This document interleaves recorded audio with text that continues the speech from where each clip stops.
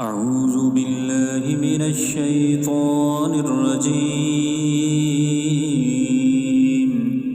بسم الله الرحمن الرحيم. الرحمن علم القرآن خلق الإنسان علمه البيان. الشمس والقمر بحسبان والنجم والشجر يسجدان والسماء رفعها ووضع الميزان ألا تطغوا في الميزان وأقيموا الوزن بالقسط ولا تخسروا الميزان والأرض وضعها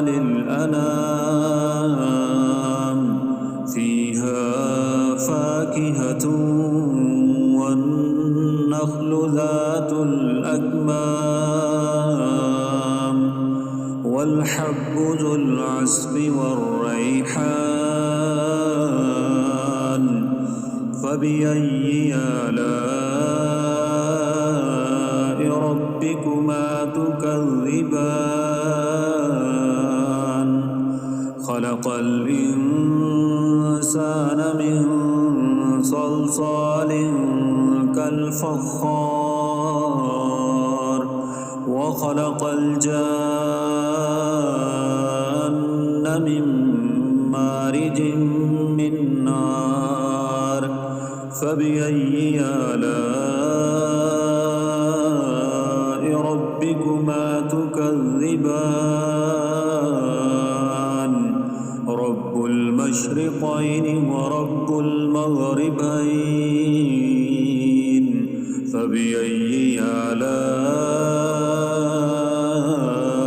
ربكما تكذبان مرج البحرين يلتقيان بينهما برزخ لا يبغيان فبأي آلاء ربكما تكذبان يخرج منهما اللؤلؤ والمرجان فبأي آلاء ربكما تكذبان وله الجوار المنشآت في البحر كالأعلام فبأي آلاء ربكما تكذبان كل من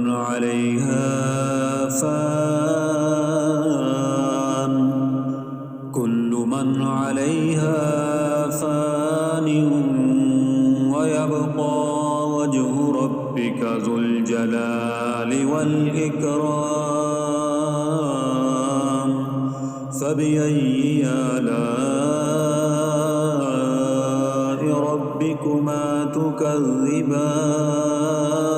تكذبان يسأله من في السماوات والأرض كل يوم هو في شأن فبأي آلاء ربكما تكذبان سنفرغ لكم أيها الثقلان فبأي آلاء ربكما تكذبان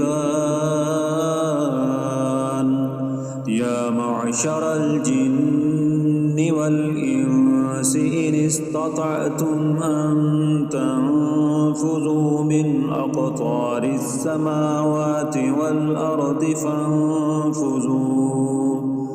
لا تنفذون إلا بسلطان فبأي آلاء ربكما تكذبان يرسل عليكما شواظ من نار ونحاس فلا تنتصران فبأي آلاء ربكما تكذبان فإذا انشقت السماء فكانت وردة كالدهان فبأي آلاء ربكما تكذبان فيومئذ لا يسأل عن ذنبه إنس ولا جان فبأي آلاء ربكما تكذبان يعرف المجرمون بسيماهم فيؤخذ بالنواصي والأقدام فبأي آلاء ربكما تكذبان هذه جهنم التي يكذب بها المجرمون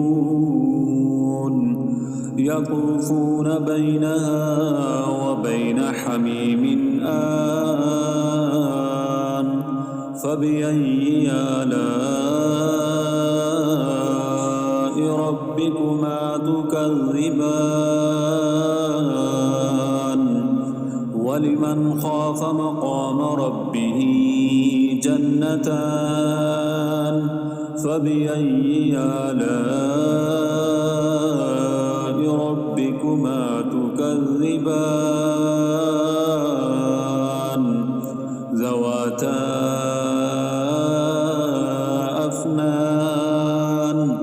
فبأي آلاء ربكما تكذبان فيهما عينان تجريان فبأي آلاء ربكما تكذبان فيهما من كل فاكهة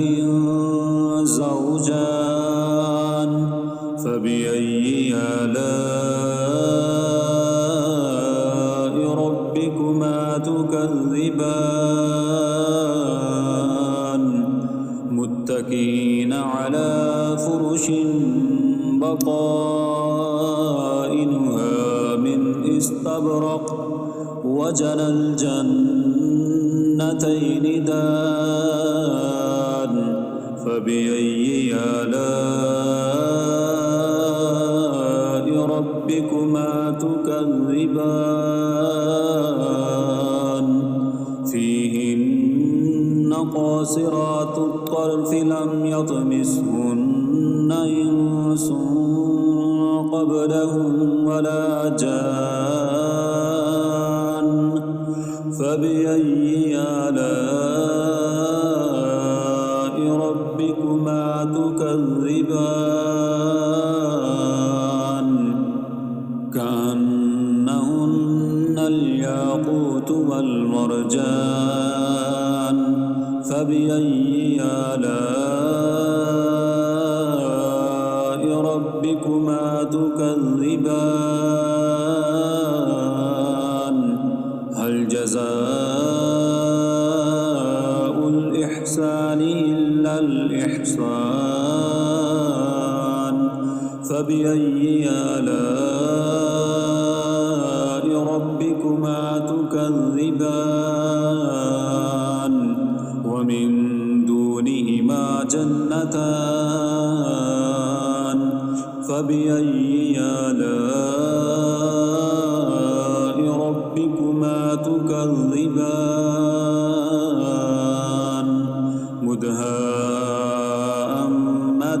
مدهامتان فبأي آلاء ربكما تكذبان فيهما عينان نضاختان فبأي آلاء ربكما تكذبان فيهما فاكهة ونخل ورمان فبأي آلاء ربكما تكذبان فيهن خيرات حسان فبأي آلاء ربكما تكذبان حور مقصورات في الخيام فبأي آلاء ربكما تكذبان لم يطمثهن إنس قبلهم ولا جان فبأي آلاء ربكما تكذبان متكئين على رفرف خضر وعبقري حسان فبأي آلاء ربكما تكذبان تبارك اسم ربك ذي الجلال والإكرام بسم الله الرحمن الرحيم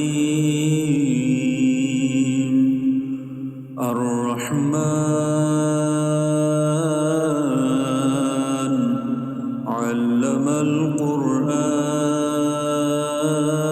القرآن خلق الإنسان علمه البيان الشمس والقمر بحسبان والنجم والشجر يسجدان والسماء رفعها ووضع الميزان ألا تطغوا في الميزان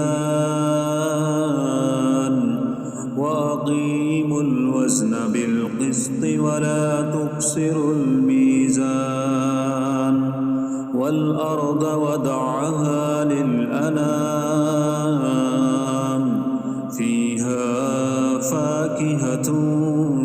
والنخل ذات الأكمام والحب ذو العصف والريحان فبأي آلاء ربكما تكذبان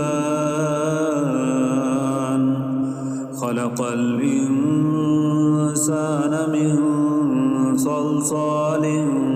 كالفخار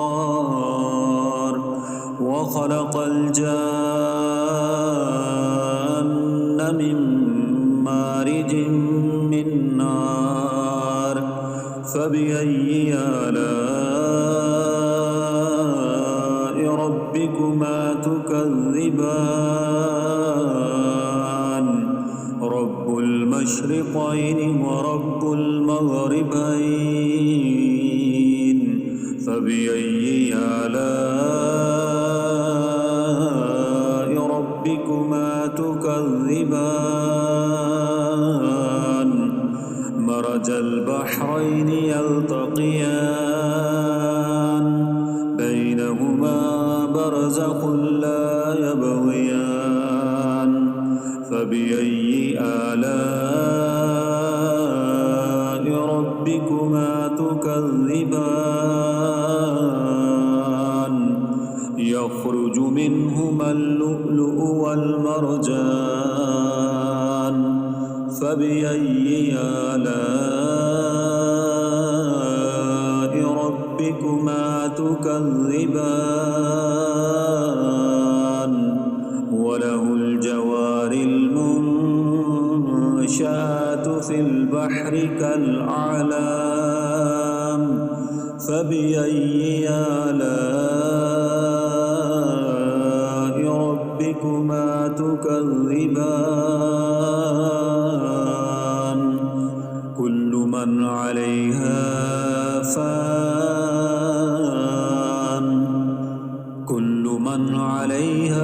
فان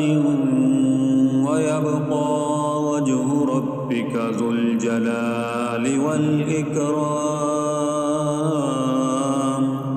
فبأي آلاء ربكما تكذبان يسأله من في السماوات والأرض كل يوم هو في شأن فبأي آلاء ربكما تكذبان سنفرغ لكم أيها الثقلان فبأي آلاء ربكما تكذبان يا معشر الجن والإنس إن استطعتم أن تنفذوا من أقطار السماوات والأرض فانفذوا لا تنفذون إلا بسلطان فبأي آلاء ربكما تكذبان يرسل عليكما شواظ من نار ونحاس فلا تنتصران فبأي آلاء ربكما تكذبان فإذا انشقت السماء فكانت وردة كالدهان فبأي آلاء ربكما تكذبان فيومئذ لا يسأل عن ذنبه إنس ولا جان فبأي آلاء ربكما تكذبان يعرف المجرمون بسيماهم فيؤخذ بالنواصي والأقدام فبأي آلاء ربكما تكذبان هذه جهنم التي يكذب بها المجرمون يطوفون بينها وبين حميم آن فبأي آلاء ربكما تكذبان ولمن خاف مقام ربه جنتان فبأي آلاء ربكما تكذبان ذواتا أفنان فبأي آلاء ربكما تكذبان فيهما عينان تجريان فبأي آلاء ربكما تكذبان فيهما من كل فاكهة زوجان فبأي آلاء ربكما تكذبان متكئين على فرش بطائنها من استبرق وجنى الجنتين دان فبأي آلاء ربكما تكذبان فيهن قاصرات الطرف لم يطمثهن إنس قبلهم ولا جان فبأي آلاء ربكما تكذبان كأنهن الياقوت والمرجان فبأي آلاء ربكما تكذبان هل جزاء الإحسان إلا الإحسان فبأي آلاء ربكما تكذبان ومن دونهما جنتان فبأي آلاء ربكما تكذبان مدهامتان فبأي آلاء ربكما تكذبان فيهما عينان نضاختان فبأي آلاء ربكما تكذبان فيهما فاكهة ونخل ورمان فبأي آلاء ربكما تكذبان فيهن خيرات حسان فبأي آلاء ربكما تكذبان حور مقصورات في الخيام فبأي آلاء ربكما تكذبان لم يطمثهن إنس قبلهم ولا جان فبأي آلاء ربكما تكذبان متكئين على رفرف خضر وعبقري حسان فبأي آلاء ربكما تكذبان تبارك تبارك اسم ربك ذي الجلال والإكرام. بسم الله الرحمن الرحيم. الرحمن علم القرآن خلق الإنسان علمه البيان. الشمس والقمر بحسبان والنجم والشجر يسجدان والسماء رفعها ووضع الميزان ألا تطغوا في الميزان وأقيموا الوزن بالقسط ولا تخسروا الميزان. والأرض وضعها للأنام فيها فاكهة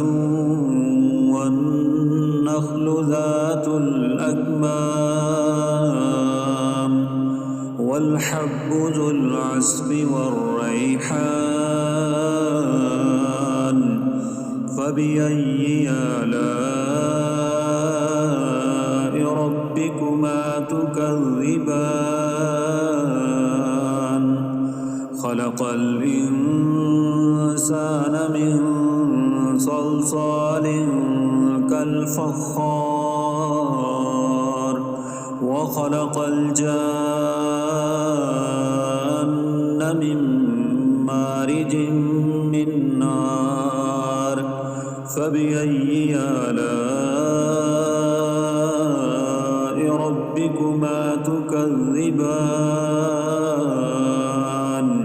رب المشرقين ورب المغربين. فبأي آلاء ربكما تكذبان. مرج البحرين يلتقيان بينهما برزخ لا يبغيان. فبأي آلاء ربكما تكذبان. يخرج منهما اللؤلؤ والمرجان. فبأي آلاء ربكما تكذبان. وله الجوار المنشآت في البحر كالأعلام. فبأي آلاء ربكما تكذبان. كل من عليها فان. كل من عليها فان ويبقى وجه ربك ذو الجلال والإكرام. فبأي آلاء ربكما تكذبان. يسأله من في السماوات والأرض كل يوم هو في شأن. فبأي آلاء ربكما تكذبان. سنفرغ لكم أيها الثقلان. فبأي آلاء ربكما تكذبان. يا معشر الجن والجن والإنس إن استطعتم أن تنفذوا من أقطار السماوات والأرض فانفذوا لا تنفذون إلا بسلطان فبأي آلاء ربكما تكذبان يرسل عليكما شواظ من نار ونحاس فلا تنتصران فبأي آلاء ربكما تكذبان فإذا انشقت السماء فكانت وردة كالدهان فبأي آلاء ربكما تكذبان فيومئذ لا يسأل عن